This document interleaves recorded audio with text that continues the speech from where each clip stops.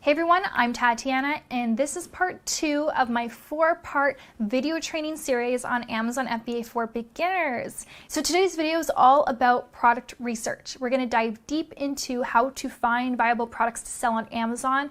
The majority of this video is going to be screen share, so I'm going to get behind my computer and I'm going to show you exactly what I do. Now, having said that, a little disclaimer here, this is just me showing you what I do. By no means am I saying this is the best way to do things or that you should do things this way. I'm just sharing with you what works for me, and I hope that it helps you. All right, welcome everyone. So we're going to start our product research on Amazon, of course, because we need to see what are people buying on Amazon? That's the whole point of doing private labeling, is we're not inventing something new. We're going and we're looking at the data. We're seeing what products already sell well on Amazon, and we are going to create similar products, but we're going to improve those products with time. And so we're not going to invent something new. So we're trying to minimize our risks. And so the first thing you have to decide is which marketplace you wish to sell on. Are you going to sell on Amazon.com in the USA? Are you going to sell in the UK, in Germany? It's up to you. You can decide. It's a personal decision. Most people will sell on Amazon in the US because it is the largest marketplace out of all of them. The runners-up are UK and Germany, so if you live in those countries, then you may wish to sell on those platforms first, just because it's easier if you already live there to get signed up. Otherwise, you may wish to sell in the US. So you choose where you want to sell, and that's where you're going to be doing your product research. So in this case, we're going to be doing the research on Amazon.com because we're going to be selling in the US. And then what you would do is you would now have to kind of find some products, so you can pick a random product and you can start to do your product research manually. And so manually is the way that people used to do it, the way that I did it when I was first starting. And I'm going to show you what that looks like. And then I'm going to present to you an alternative option where you can leverage a tool to help you do product research to make things a lot easier, to find more niche products, and to just make the product research a faster process, because it can be quite time consuming. So I'm just going to give you an example. The other day I was buying a suitcase cover. So you may start by just looking around the house at some items that you have or something that's piquing your curiosity and type it into the Amazon, and that's how you kind of start this searching. And I might choose a product here. Let's just say this item here. And my goal with this is I'm going to look for the BSR. The BSR stands for Best Sellers Rank. And I'm going to find that right here, Best Sellers Rank, so it's going to be under product information. And you're looking for the main category's bestseller rank, not the subcategories. So you can see here suitcases would be a subcategory. This is a main category. And so what I'm going to do is I'm going to use, there's a free Amazon sales estimator brought to you by Jungle Scout. I'll link that for you guys so you can check it out. And all you would do is you would input the BSR, identify the marketplace you're selling, and then also identify the category. So in this case, it would be clothing, shoes, and jewelry. And what that's going to do is it's going to help you get an idea of how many monthly sales that product does. And you're going to be able to see whether it's a high number or a low number, in this case, not very much. So it seems like this product does not sell all that well, and may not be something that would be very attractive to me. I'm looking for a product that sells quite well. So this would kind of be the manual process. And so you would go one product at a time and you would look at the BSR range and you would try and identify which products are selling well. And then it would be quite a time-consuming process. So people don't really do that these days. People use tools, and you may have heard of Jungle Scout or Helium 10. These are two of the most popular tools, and I recommend both of them. Both of them are great. They're wonderful. It's really a personal preference which one you want to use. Jungle Scout I find to be a bit more user-friendly, and Helium 10, the way that people compare it sometimes is that Helium 10 is like people who like to use Androids, and people who like to use Apple products, iPhones, would be Jungle Scout. So Jungle Scout is kind of more like the iPhone user. Helium 10 is more like the Android user. And so in this example, I'm going to share with you Jungle Scout because I like to use that one. And so this is what your Jungle Scout dashboard would look like. And the way we start our product research is through the product database.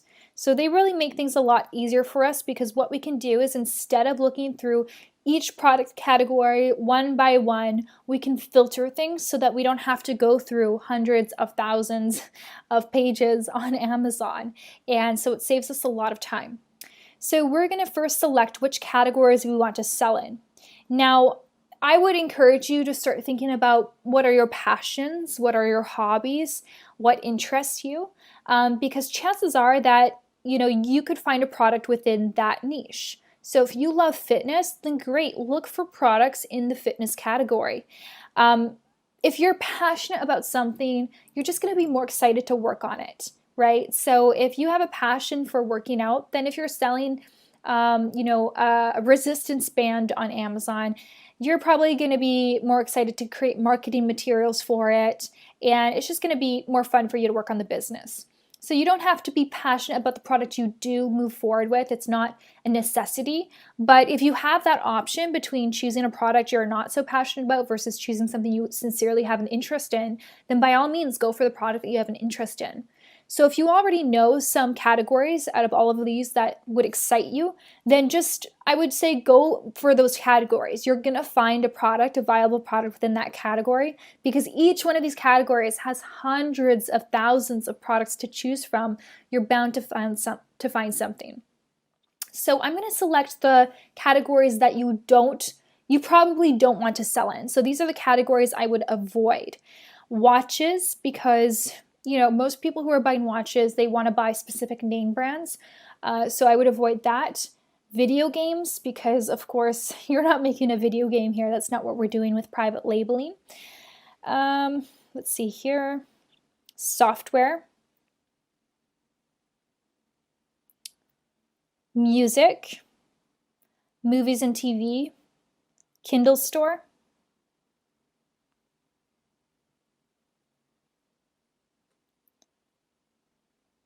Computers and accessories I would probably remove.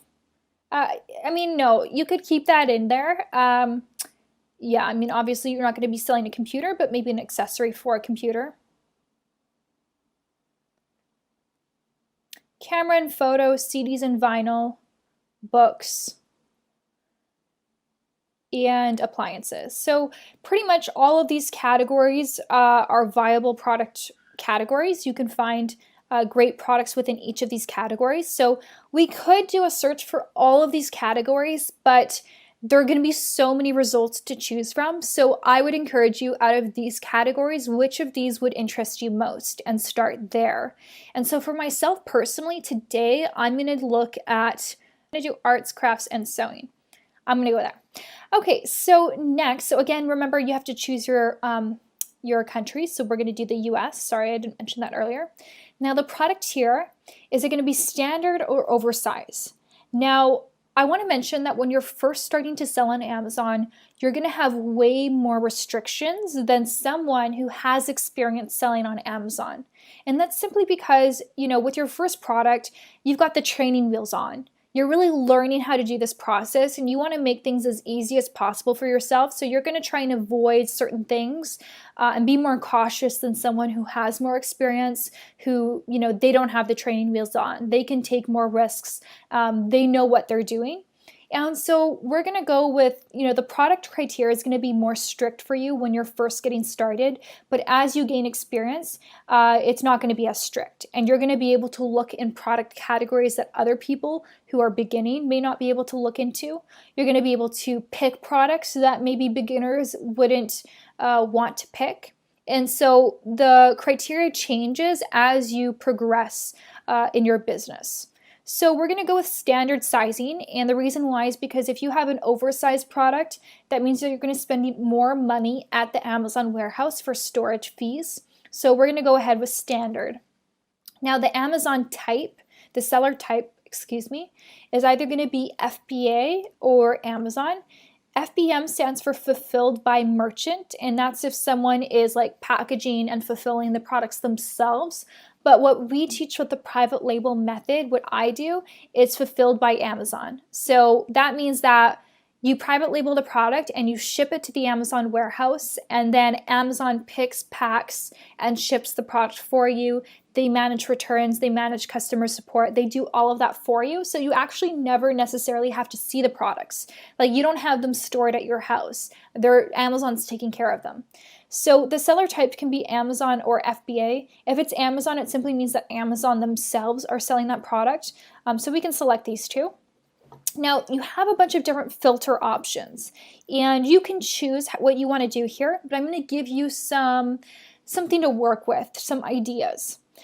The minimum and maximum price. So as I alluded to in the first video of this training series, you don't want to be selling a product that's under $15. If the sales price is below $15, it can be very tough to make a profit because you've got to account for the Amazon fees, the referral fees, shipping, your landed costs, all of that. And a product selling under $15, you can make a profit. It's just not going to be very significant. And so we prefer if you find products that are selling between $15 to $70. So I'm going to put that in here. And the reason why there's a max price of about $70 is simply because when you start to sell a product that's higher than $70, it becomes a bigger decision for someone, right? They go to Amazon oftentimes to find cheaper products, to find the best deal. And if a product's priced at over $70, then it's just fewer people are going to add that item to cart. And so it's kind of a sweet spot, but you can play around with that with time. Okay, so reviews. How many reviews should you put into these filters? Well, our goal with selling on Amazon is we want to look for products that are high demand and low competition. And so that simply means that we want to see that people have an interest in this product, that people are buying this product on Amazon, that if I were to sell this product, that there would be enough demand from shoppers that they would actually be searching for this product and buying it. But we also don't want to see too much competition because that makes it hard for us to compete. So the way we identify competition is based on how many reviews other sellers have on their listing. And so, for example, if we look here, this particular product has 13,160 reviews. You can imagine how long it would take you to acquire that number of reviews, a very long time. And so if you were to launch the same product, a very similar product on Amazon, and you had no reviews because you're just starting, it would be very hard for you to compete with someone with 13,160 reviews. And so what I would recommend doing here is inputting a maximum number of reviews.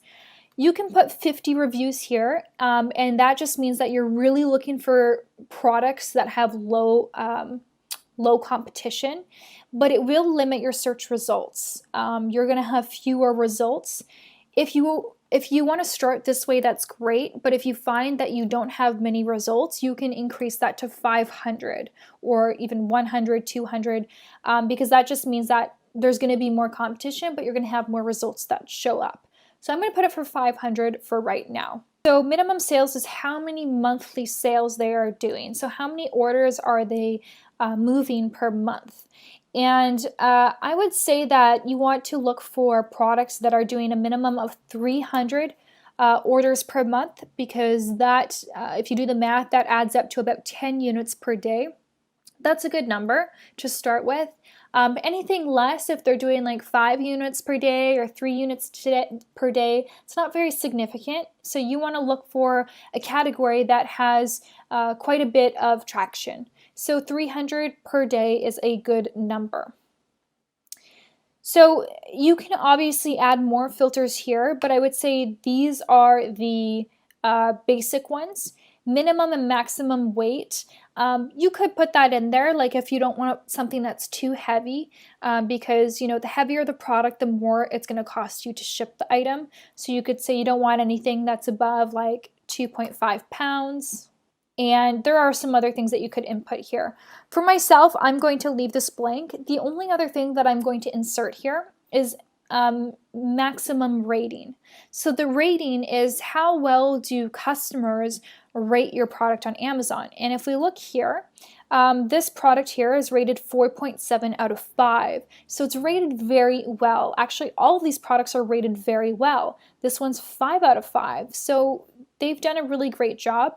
And what we want to do is we don't want to go into a category where everyone's like doing so well. So we don't want to go into a category where every product is listed as rated 5 stars, because that means that we don't really have anything to improve upon. All the other sellers are doing really well. Customers are very happy. We want to look for products that have high demand, but that need improvement. So this here is an example of a product that is rated poorly. It's 3.1 out of 5 stars. And I don't know about you, but if I'm shopping on Amazon, I'm looking for products that are rated like at least 4 stars out of 5. You know, 4 out of 5 is reasonable, but anything below that, then I'm like questioning the quality of the product, and I'm kind of expecting that I'm going to be disappointed in the product if other people are disappointed in it. Because remember that this is rated by all of the customers, and so this is social proof. So the reason why we are looking for products like this is because we're not just looking for products that are rated poorly, we're looking for products that are rated poorly but have high demand. What that means is that even though this product is rated 3 out of 5 stars, people are still buying it because people want it. People need this product. And unfortunately, the sellers on Amazon are not doing a good job at providing the highest quality product, but they're still getting sales. And so what that tells us is that as Amazon sellers, we can now go in, we can go and find a manufacturer and source a premium version of this product. And we can get 5-star reviews because we're sourcing a better version. And that way people who are looking to purchase this product, will naturally gravitate towards us rather than these sellers here who have 3.1 out of 5 stars. So that's what we're doing here when we input 3.7. So the reason we put 3.7 because on Amazon it looks like 3.5 stars. So that's what I would input. I wouldn't put a minimum rating because even if a product has 1 star but it has a lot of demand, that's great. Fine, no problem. You don't have to put this, but it's just going to help you find better product opportunities because you're not just looking at products that have demand, but you're looking at products where there's room for improvement. So other than that, the rest of the stuff isn't as important. You don't necessarily have to include keywords or exclude. Excluding top brands simply means that if there are big brand names, then you wouldn't want them to show up in the results. And there's a reason for that. The reason is because people like, know, and trust the big brand names. Big brand names spend hundreds of thousands, if not millions of dollars on their marketing.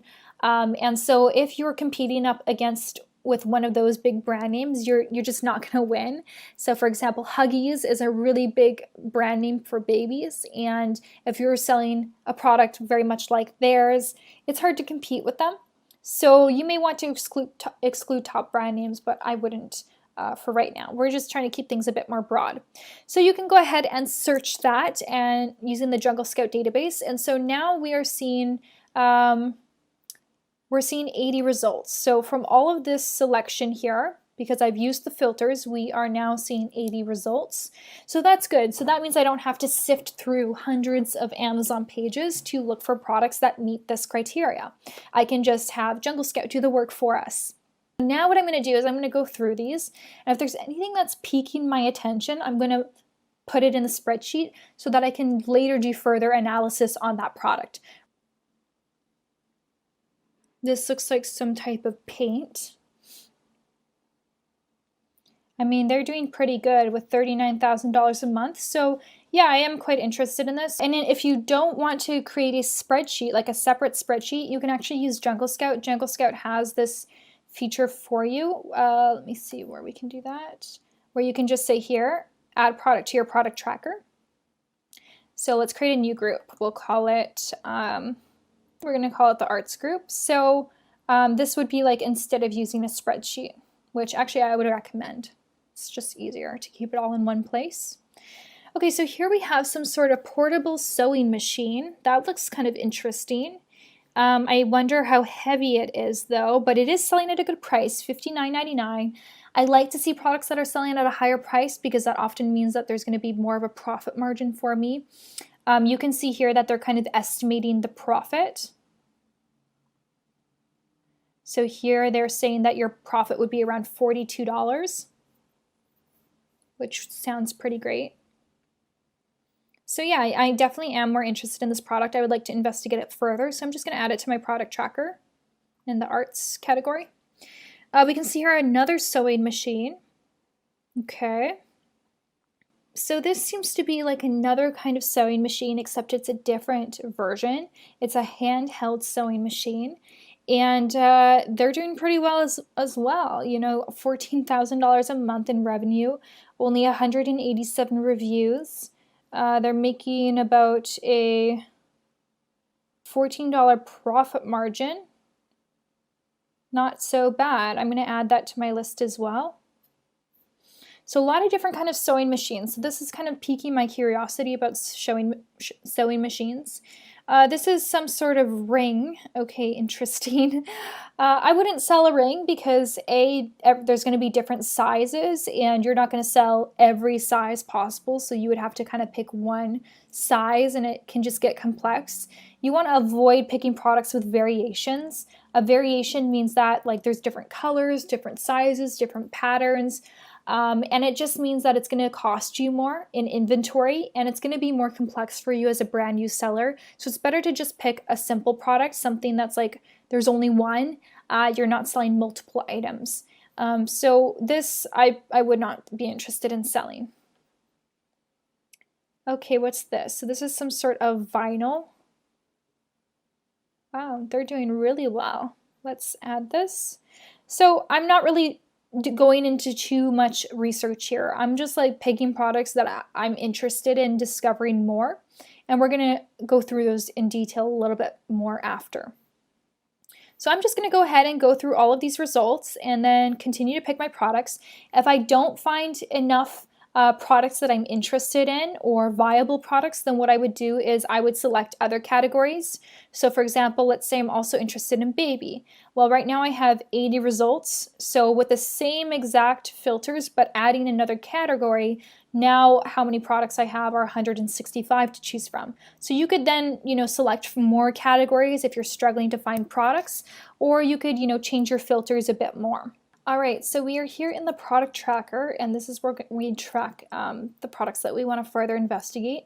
So I'm going to start with this one here. This is quite interesting, the handheld sewing machine. So I'm going to open it on Amazon. As we can see here, this is the listing. So what I want to do is I want to find the main keyword for this product. The main keyword is just what customers are searching for on the Amazon search engine. So, you are a customer, what would you search for if you were looking for this product?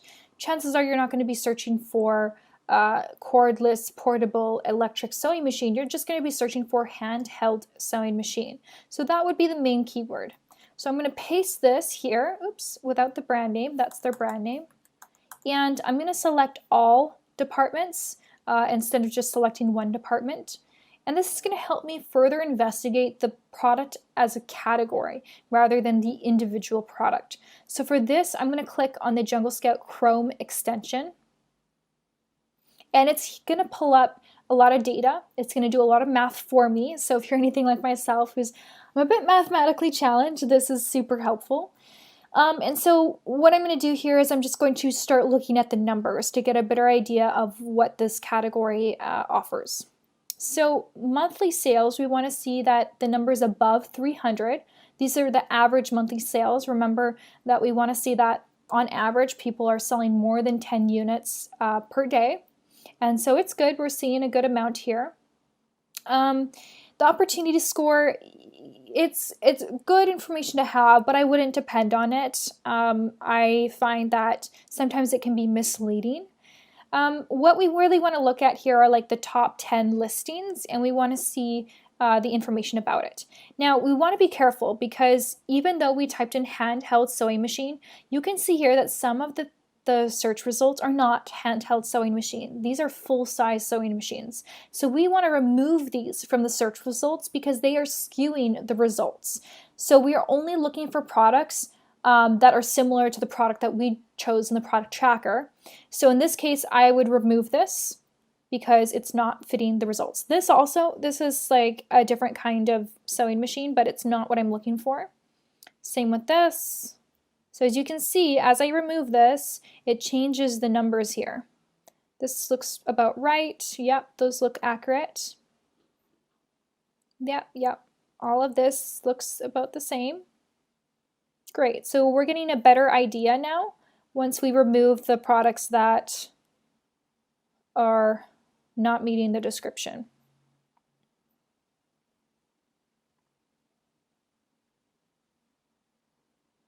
So you can see average sales are declining, so I'm seeing less and less demand for this product.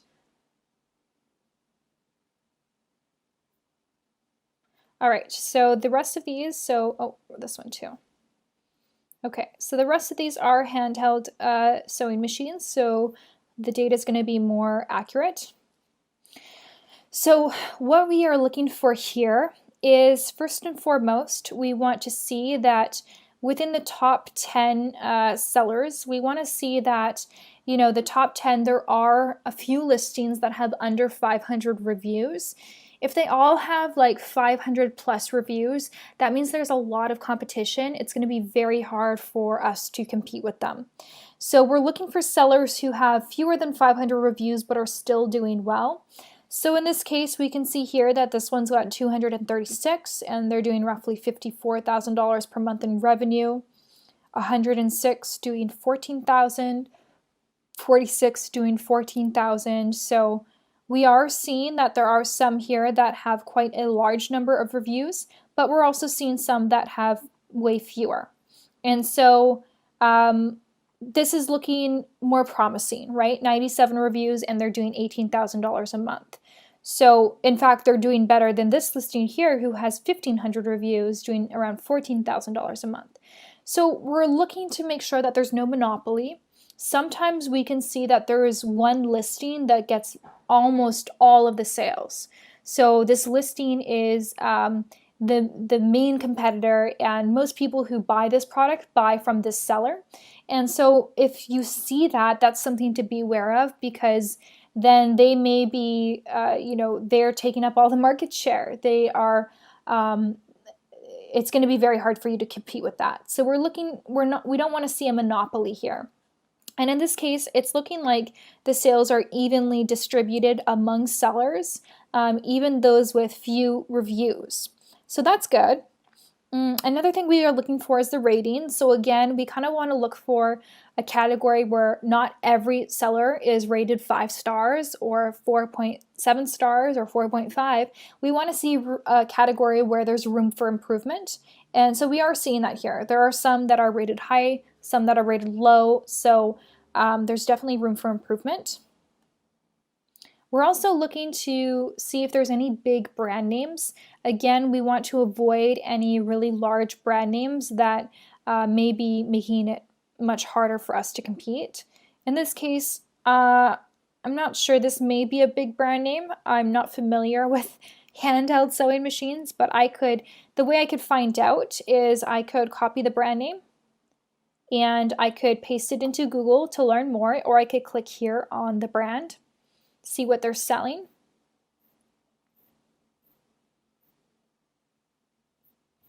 And in this case, I'm going to actually paste it into Google. It doesn't seem like they are a big brand name. If they were, they would have definitely showed up in the top results here. So in this case, it's not a big brand name that I need to be worrying about. So in terms of profit margin, you are looking to have a gross 30% profit margin and above.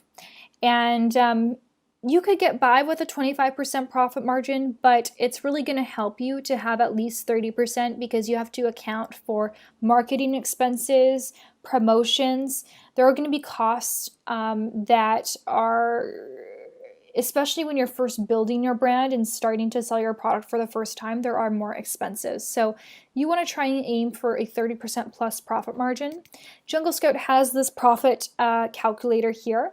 So based on the category, the size of the product, it tells you what the FBA fulfillment fee is. For this product, they're paying $7.78 per product sold. So yeah, the FBA fee, it's quite high. It's usually up to 15%, which, that's just the cost of doing business on Amazon, and it's definitely worth it for what they do for us. Sorry, that's the fulfillment fee, and the referral fee is $3.90. Now, in order to get a more accurate profit margin, here we're showing a $14 profit margin, but we need to know what the product cost is. And you're not really going to know what the exact cost of the product is until you actually reach out to suppliers. So if you are now narrowing down your list, so by now you should have like at least 20 products, 15 to 20 products on your product list. And then you got to narrow that product list down. And eventually you narrow that product list down to your top 3 products that you would choose to sell on Amazon. And how you determine which product to go with is you have to contact suppliers to find out what the true profit margin is. And so the way that you do that is you can use a website such as Alibaba.com, and you can type in the main keyword in that website. And we are going to be looking for products that are very similar, that look very similar to the product that we wish to sell. So aesthetically, we're looking for a product that looks like that handheld sewing machine. So this could maybe pass, maybe this one. We're trying to get as close as possible to this, which, let me click on it.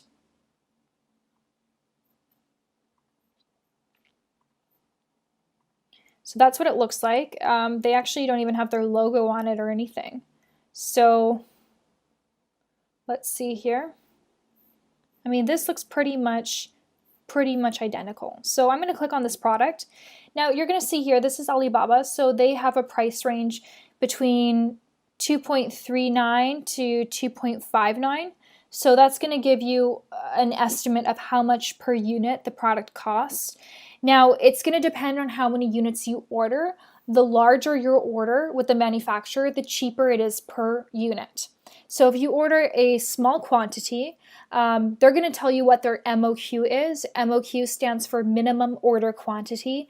And if you order the smallest quantity, which say their minimum order is 300 units, and that's how many units you order, then the price per unit is going to be more than if you were to order 1,000 units. If you ordered 1,000 units, it would be a little bit less expensive per unit. And so they do this because they encourage you to place larger orders. So you can get kind of a bit of an estimate here. For now, you can plug this information into the Jungle Scout profit margin calculator, but you can just simply contact the supplier and ask them what their minimum order is, ask them how much it will cost, and ask them like, hey, can I put my brand name on this product? Can I customize this product? So we're going to get into that in a second. So you can put in the product cost here, even if you're just estimating for now, just to kind of help you narrow down that product list. And then you can calculate. And you can see here that the return on investment is 499%, which is good. You want to aim for at least a 100% ROI, which means that for every dollar you put in, you're getting $2 back. And your profit margin, we can calculate it with the calculator here. We can do profit of $11.92 divided by the product cost, product price. So about a 45% profit margin here, and there are going to be other expenses, right? So this is kind of an estimated gross profit margin. So, you can calculate that there's probably going to be another 5-10% that comes out of that for landed costs, for marketing, any additional expenses. So this may work. This may be a product that has enough profit, has enough demand. You would still need to do a bit more investigation, of course. This was just very, very basic. I'm just giving you a simple example here as the first product I picked. So by no means am I saying go and source this product. You definitely need to investigate further. But this gives you an idea of what we're trying to do here. So to help me make my decision, a few other things I'm going to consider aside from the profit margin and making sure that the numbers add up is number one is how can I improve this product? So again, this comes back to kind of looking at the reviews. So what I would do here is I would click on the reviews. I would go and look at all the 4-star and below reviews. I would open up a spreadsheet and take notes to see what are the most common complaints that people have about this product. So if I look here at the 1-star reviews, let's read a few of them together. Unit literally died the very second I used it. Okay, so that's not good.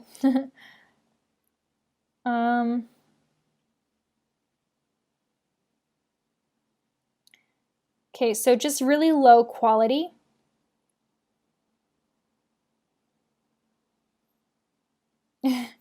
Okay, so people are very unhappy with this product. It's rated 2.7 out of 5 stars, so it's rated really poorly. So we could definitely make some improvements. Now, the way that we do this, so once I have read the feedback from existing customers, what I'm going to do is I'm going to take some notes and I'm going to contact suppliers on Alibaba. And I'm going to let them know, hey, like this is the feedback from customers. I want to make these improvements to the product. Can you do that? And you don't want to make too many improvements. You want to identify what are the most important things that I could do to really improve the quality of this product. For this product, like obviously quality is an issue, so naturally you're going to be looking for a supplier that is higher quality, so it may cost you more per unit to find that supplier. You contact the supplier and you ask them, can you make these modifications? And if so, how much is it going to cost me to do that? Because remember that they're not just going to do it for free, they're going to charge you for it. So usually it's not going to cost much. It's going to be maybe a few pennies, maybe a couple dollars. It really depends on what the modifications are. But your goal is to do maybe 1 or 2 things that can make a significant impact and create for it an overall better customer experience. So that when people buy this product, they are willing and happy to leave you a 5-star review because you delivered. You promised a product and you delivered on that promise. And so that's what our goal is.